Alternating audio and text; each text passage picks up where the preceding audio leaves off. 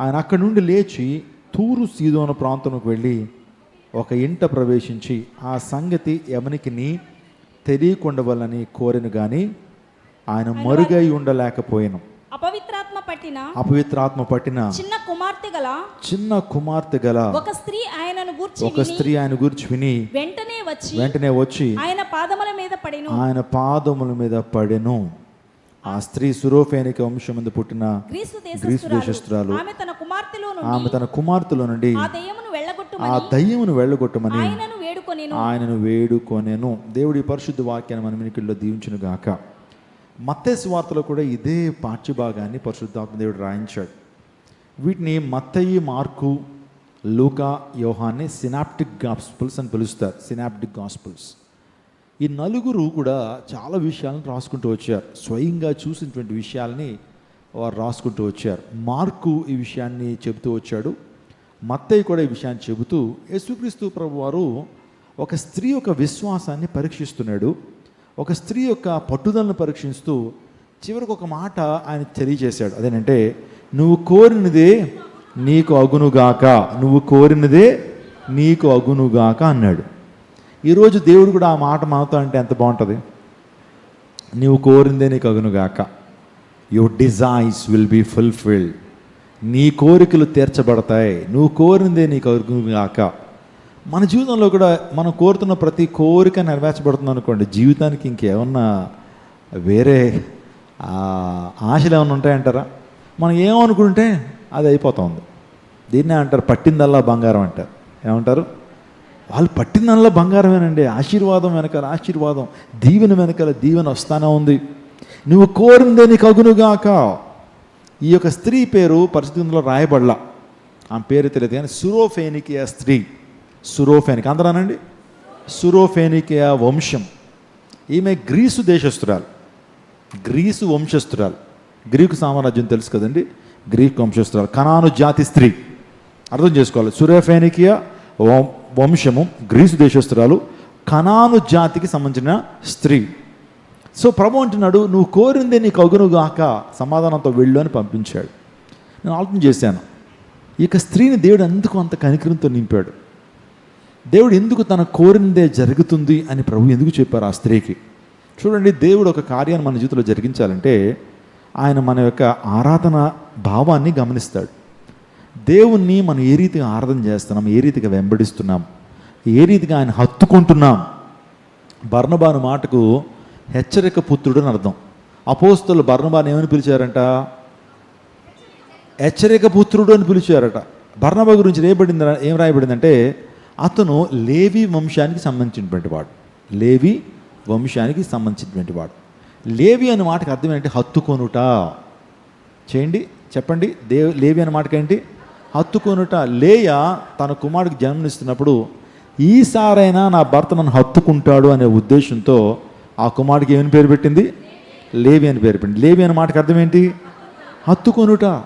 బర్నబా వాస్తవానికి లేవి వంశంలో పుట్టాడంటే దేవుని హత్తుకునే వంశంలో అతను పుట్టాడు. నిజంగా దేవుని హత్తుకున్నాడు. అనేక మందిని హత్తుకునేలా బర్నబా హెచ్చరిక పుత్రుడిగా, ప్రోత్సాహాన్ని కలిగించేటువంటి వ్యక్తిగా బర్నబా ఉన్నాడు. మన సంఘంలో కూడా అనేక మంది బర్నబాలు లేపబడుదురుగాక. హెచ్చరిక పుత్రులు అంటే ఖండించేయడం అని కాదు, కానీ అనేక మంది ప్రోత్సహించుట. అపోస్తలుడైన పౌలుని ప్రోత్సహించింది ఎవరో తెలుసండి? పౌలు గారిని కూడా ప్రోత్సహించింది బర్నబాయేనా? ఎస్. పౌలు గారు ఆయన తార్సు పట్టణంలో ఉన్నాడు. ప్రభు దర్శనాన్ని చూశాడు, ప్రభు అభిషేకాన్ని పొందుకున్నాడు, పిలుపును అందుకుని ఏం చేయాలో తెలియని పరిస్థితిలో ఉన్నాడు. ఎందుకంటే అప్పుడు క్రైస్తవులు ఎవరు? అందరూ యెరూషలేములో ఉన్నారు. యేసు ప్రభు శిష్యులైన అపోస్తలులు యెరూషలేములో ఉన్నారు. ఈయన ఎక్కడ ఉన్నాడు? తార్సులో ఉన్నాడు. అటువంటి టైంలో ఎలా పరిచర్య ప్రారంభించాలి, ఎలా దేవుని సువార్త ప్రకటించాలి, దేవుని బిడ్డలు ఎక్కడ ఉంటారని చూస్తున్న టైంలో బర్నబా తెలుసుకున్నాడు. దేవుడు బర్నబాతో మాట్లాడాడు. దమస్కు దగ్గర, దేవాదేవుడు దమస్కు దగ్గర సౌలుకి స్వరూప దర్శనం ఇచ్చాడని తెలుసుకుని ధైర్యంతో ఎవరి దగ్గరికి వెళ్ళాడు? పౌలు గారి దగ్గరికి వెళ్ళాడు. అంటే సౌలు వాస్తవానికి హానికరుడు, దూషకుడు కదా, భయంకరమైన వ్యక్తి, ఒక టెర్రరిస్ట్ లాంటివాడు. ఆ వ్యక్తి మారాడని ఆ నోట ఈ నోట అందరూ మాట్లాడుకుంటున్నారు. అపోస్తలు సౌలు దగ్గరికి వెళ్ళడానికి భయపడుతున్నారు. ఇతను వేరే మాస్టర్ ప్లాన్ వేసి ఉంటాడు, మారిపోయానని చెప్పి మనలో ఒక వ్యక్తిగా మారి మనల్ని చంపేద్దాం అనుకుంటున్నాడేమో అని ఎవరో పిరుగుమంది వేసి ఉంటారు. అందుని బట్టి పౌలు గారిని ఏ ఒక్కరు చేర్చుకోవట్లా. అటువంటి టైంలో బర్నబా రిస్క్ తీసుకుని అపోస్తులైన పౌలు దగ్గరికి వెళ్ళి విషయాన్ని తెలుసుకుని అపోస్తులను కలిపినటువంటి వాడెవరు? పౌలు గారిని అపోస్తులు కలిపినటువంటి వాడెవరు? బర్నబా. అంటే అందుని బట్టే బర్నబాని హెచ్చరిక పుత్రుడు, ఇంకో మాట చెప్పారంటే ప్రోత్సాహాన్ని ఇచ్చేటువంటి వాడు. హత్తుకునేటువంటి అనుభవం. ఎవరైతే ప్రభువుని హత్తుకుంటారో, ఎవరైతే ప్రభువుని చేర్చుకుంటారో, ప్రభువుని హత్తుకునేటువంటి వారు నేటి వరకు ఎలా ఉంటారట? సజీవులుగా ఉంటారని దేవుని లేఖనం సెలవిస్తూ ఉంది. నా ప్రతిజనాగమా, నీ కుటుంబంలో, నీ వ్యక్తిగత జీవితంలో, నీ ఆధ్యాత్మిక జీవితంలో, నీ సామాజిక జీవితంలో నువ్వు కోరిందే నీకు జరగాలంటే నువ్వేం చేయాలి? నువ్వు కోరిందే నీకు జరగాలి. దేవుని సన్నిధికి వచ్చావు, నువ్వు కోరికను దేవుని సన్నిధిలో వెలుబుచ్చుతావు ప్రార్థనలో. ప్రభువా, నాకు ఆ కోరిక ఉంది, మా అబ్బాయి పెళ్ళి అవ్వాలి అనేటువంటి ఆ కోరికను వెలిపించేటువంటి తల్లులు ఉంటారు. మా అమ్మాయి పెళ్ళి అవ్వాలి, మా అప్పులు తీరాలి, మాకు స్వస్థత కావాలి, ఆరోగ్యం కావాలి, మా కుటుంబం అద్భుత రీతిగా ముందుకు కొనసాగాలి, మా బిడ్డలు ఆరోగ్యవంతంగా ఉండాలి. ఒకవేళ భార్యాభర్తల కలహాలు ఉంటే వాళ్ళు కోరుకునేది ఏంటి తెలుసా? మా ఇద్దరి మధ్య కలహాలు పోయి చక్కగా మా కుటుంబం, మా సంసారం బాగుండాలని కోరిక మనం వెలుబుచ్చుతాం. అవును, మీ కోరిక ఉదయకాల సమయంలో నెరవేర్చబడాలంటే మీరు ఏం చేయాలి? దేవుడు మన కోరికను ఏం చేస్తాడు? మీ కోరిక యావత్తు సఫలపరచబడునుగాక. ఆమేన్. మీ మనోభిష్టము దేవుడు నెరవేర్చును. ఈ వాగ్దానాలు ఉన్నాయి కదా. దేవుడు మీ మనోభిష్టాన్ని ఏం చేస్తాడు? నీ కోరికను ఏం చేస్తాడు? యావత్తును సఫలపరుస్తాడు. మీ అందరిలో కోరికలు ఉన్నాయి. కోరికలు లేని వాళ్ళు ఎవరు? అసలు ఎకనామిక్స్ ఏం చెప్తుంది తెలుసా? ఎకనామిక్స్ అంటే ఆర్థిక శాస్త్రమా, అర్థశాస్త్రం అని పిలుస్తారు కదా. సో మనం 10th క్లాస్లో సోషల్ స్టడీస్లో మనం చదువుకుంటాం. పౌరశాస్త్రము, అర్థశాస్త్రము, చరిత్ర, భౌగోళిక శాస్త్రం, ఈ 4 ఉంటాయి కదా. అందులో అర్థశాస్త్రం ఏం చెప్తుందనంటే, కౌటిల్యుడు కావచ్చు. ఎకనామిక్స్ ఏం చెప్తుందంటే, హ్యూమన్ వాంట్స్ ఆర్ అన్లిమిటెడ్. ఏంటి హ్యూమన్ వాంట్స్ ఏంటంట? మానవుని కోరికలు అనంతాలు అన్నాడు.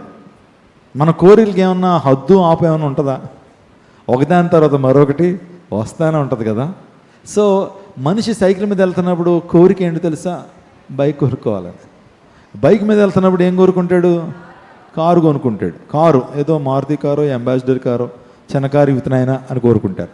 చిన్న కారులో వెళ్తున్నప్పుడు ఏంటి? మన పక్క నుంచి ఒక పెద్ద కారు వెళ్తూ ఉంటుంది, చాలా లగ్జరీ కార్. వెంటనే మన యొక్క చూపులు దేని మీద పడతాయి? ఇలా మనిషి యొక్క కోరికలు అనంతం. కానీ దేవుడు ప్రతి విధమైన శ్రేష్టమైన కోరికను ఏం చేస్తాడు? తీరుస్తాడు. పిచ్చి పిచ్చి కోరికలను దేవుడు ఏం చేయడు? చాలామంది పిచ్చి పిచ్చి కోరికలు ఉంటాయి, ఆ కోరికలను దేవుడు తీర్చడు. కానీ మంచి కోరికలు, ఒక ఆశ ఉందయ్యా అంటే పాటను పాడతాం కదండి. నా కోరిక తీర్చయ్యా. ఎస్తేరుకి మంచి ఆశ ఉంది అయ్యా, ఇశ్రాయేల్ ప్రజలు దీవించబడాలని నా ద్వారా గొప్ప ఆశ. సిరియా దేశంలో నయమాను దగ్గర ఉన్నటువంటి చిన్నదాని యొక్క ఆశ, నా యజమానుడు ఎక్కడ ఉండాలి? షోమ్రోలో ఉన్న ప్రవక్త దగ్గర ఉండాలి. ఎంతమంది కోరుతున్నారని? నా బిడ్డలందరూ దేవుని సన్నిధిలో ఉండాలని కోరుకుందా? నా స్నేహితుడు దేవుని సన్నిధిలో ఉండాలి, క్రైస్ట్ టెంపుల్లో ఉండాలి, దేవుని వాక్యాన్ని వినాలి. షోమ్రోన్ అంటే ఏంటి? దేవుని సేవకుడి దగ్గర దేవుని వాక్యాన్ని వినేటువంటి అనుభవంతో నా యజమానుడు నింపబడాలి. అప్పుడు మా యజమానుడు ఏం చేయబడతాడు? స్వస్థపరచబడతాడు, బాగు చేయబడతాడు. మంచి కోరిక. నీ కోరికలు తీర్చబడతాయి. నేను చెప్తున్నాను, దేవుడు ఎప్పుడు మనం డిసప్పాయింట్ చేయడు. God never disappoint us. ఏ కోరికతో అయితే వచ్చావో, ఏ అవసరత అయితే వచ్చావో, ఏ అక్రత అయితే వచ్చావో, ఏ అభిలాషతో అయితే వచ్చావో, దేవుడు నీ కోరికను సిద్ధింప చేసేటువంటి వాడన్న విషయాన్ని ఏనాడు మర్చిపోద్దు. నా కోరికలు దేవుడు చాలా తీర్చాడండి. నా ఆశలు దేవుడు తీర్చాడు. నా జీవితంలో చేస్తున్నటువంటి దేవుడు మీ జీవితంలో చేయడం ఎందుకు అనుకుంటున్నారు మీరు? మీ జీవితంలో కూడా యవ్వన బిడ్డలారా, మీ కోరికను దేవుడు తీరుస్తాడు. మీ భవిష్యత్తును దేవుడు దీవిస్తాడు. మీ జీవితంలో ప్రతి కన్నీరును తుడిచి మీ కన్నీని ఆనంద బాష్పాలుగా చేయగలడు. మీ బిడ్డలను ఏ స్థానంలో అయితే మీరు చూడాలనుకుంటున్నారో, మీ బిడ్డలను ఎంత గొప్ప స్థానంలో అయితే మీరు చూడాలనుకుంటున్నారో, అంత గొప్ప స్థానానికి నా దేవుడు తీసుకురాగలడు అని తీసుకువెళ్తాడు. స్తోత్రం చెప్పడం హల్లెలూయా. కానీ నీవు ఈ సురోఫేనిక స్త్రీ వలె నువ్వు ఆ విశ్వాస పటిమను, విశ్వాసాన్ని నువ్వు కనుపరిస్తే దేవుడు ఖచ్చితంగా నీ జీవితంలో కూడా దేవుడు కార్యం చేస్తాడు. నేను గమనించాను, ఈ స్త్రీలో అంత పట్టుదల, ఈ స్త్రీ అద్భుతం పొందుకోవడానికి కారణం ఏంటి? ఈ స్త్రీ ఈ దేవుని చేత ఒక మంచి స్టేట్మెంట్ పొందుకోగలిగింది. ఏంటి తెలుసా? నీవు కోరినదే నీకు అగునుగాక. ఈరోజు ఇదే వాగ్దానాన్ని క్రైస్ట్ టెంపుల్లో కూర్చున్న మీకు నేను అందిస్తున్నాను. మీరు కోరినదే మీకు అగునుగాక. మీరు కోరినదే నీ జీవితంలో నువ్వు పొందుకుందుగాక. గమనించాను నేను ఈ స్త్రీలో ఉన్నటువంటి శ్రేష్టమైన లక్షణాలు ఏంటి. What are the lessons that we can learn from this women. ఈ ఉమెన్ నుంచి మనం ఏ పాఠాలు మనం నేర్చుకోవచ్చు అంటే, ఈమెలో ప్రాముఖ్యంగా అంత అద్భుతాన్ని తన జీవితంలో పొందుకోవడానికి తన కుమార్తె దయ్యముల చేత పీడించబడుతుంది.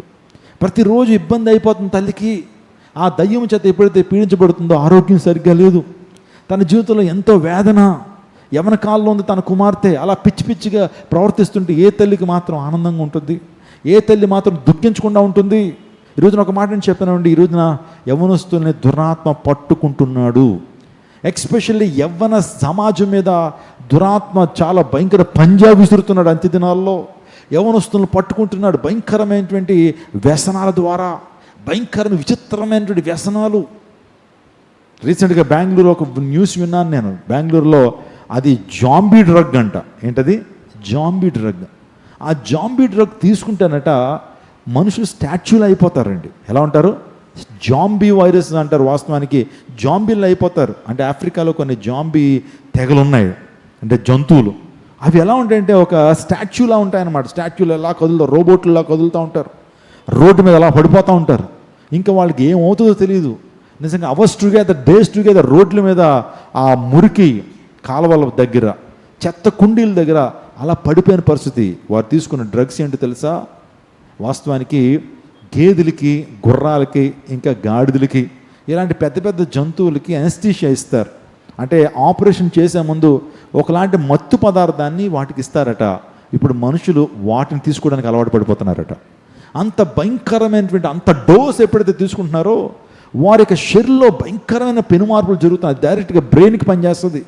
అంత భయంకరమైనటువంటి డ్రగ్ ఎప్పుడైతే బ్రెయిన్కి వెళ్తుందో ఆ బ్రెయిన్ అవుతూ ఉంటుంది, చచ్చుబడిపోతుంది. భయంకరమైనటువంటి మత్తులోకి వెళ్ళిపోతారు. కుటుంబాన్ని పట్టించుకోరు, వారి కెరీర్ని పట్టించుకోరు, వారి భవిష్యత్తును పట్టించుకోరు. ఈ జాంబీ డ్రగ్స్ ఇన్ బెంగళూరులోకి వచ్చిందట. బెంగళూరు వచ్చిందంటే హైదరాబాద్ రావడానికి సేపు ఎక్కడో ఆల్రెడీ వచ్చేసి ఉంటుంది హైదరాబాద్లో. యవనస్తులు ఈ రోజున భయంకర గంజాయికి బానిస. Different ecstasy, brown sugar, heroin, cocaine ఇలాంటి డ్రగ్స్కి బానిస అయిపోయి జీవితాన్ని పతనం చేసుకుంటున్నారు. జీవితాన్ని అర్ధాంతరంగా ముగించేసుకుంటున్నారు చాలామంది. సాతాడు ఈ రోజున యవనస్తులను పట్టుకుంటున్నాడు. పిల్లల్ని పట్టుకోవట్లేదా? ఆ మొబైల్ చేతి వారికి వస్తే చాలు, ఆ మొబైల్ ఫోన్లో ఏం చూస్తున్నారు పిల్లలు?